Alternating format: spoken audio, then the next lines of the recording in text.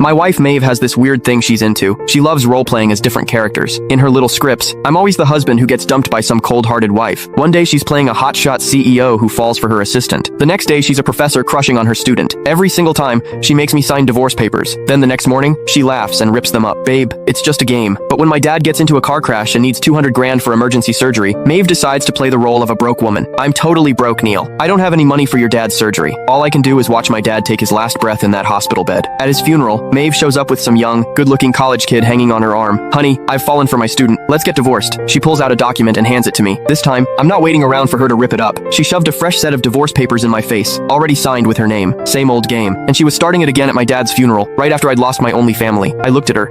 That beautiful face. For 3 years, every time she pulled out those papers, I'd play along crying, begging her to reconsider until she'd laugh, tear them up, and sweet-talk me back. She called it fun, said it kept our marriage exciting, and I bought it. But right now, my dad was lying in a casket. Before he died, he held my hand tight, eyes fixed on the door. He was waiting for Maeve, his daughter-in-law, the one he'd always treated like his own kid, to come say goodbye. She never showed. I kissed my dad one last time, then turned around and took the pen from Maeve. No crying, no screaming. I just signed my name, letter by letter, while she watched. Done. Maeve froze. The meltdown she was expecting never happened. I just stood there, dead calm. Nolan Woodward, what the hell are you playing at? She asked, annoyed. The guy next to her, Zane Kirk, picked up on the vibe. He grabbed her arm tighter. Maeve, you think he's just mad? I ignored them both, folded my copy of the papers, and stuffed it in my bag. Then I looked her straight in the eyes. Maeve, game over. The next day, I went to the courthouse and filed for divorce. The clerk looked over everything and processed it like it was just another Tuesday. When I checked my phone, it was blowing up with missed calls and texts from Maeve. Nolan, you've had your fun. Come home. I ripped up the papers. Let's just forget this happened. Did you seriously hang up on me? You're getting bold. The last one, from 30 minutes ago. If you don't come back right now, don't ever come back. I blocked her. I found a cheap apartment to rent. Once I got it cleaned up, I started looking for work. After we got married, Maeve had made me quit my job to be a stay-at-home husband, basically a prop in her dumb roleplay games. She said she loved me to her core, and that's why she wanted us to fall in love over and over, through different scenarios. She swore the cold, heartless women she played weren't the real her, just acting. Looking back now, pathetic. Maybe she was never acting. Maybe those cold, selfish masks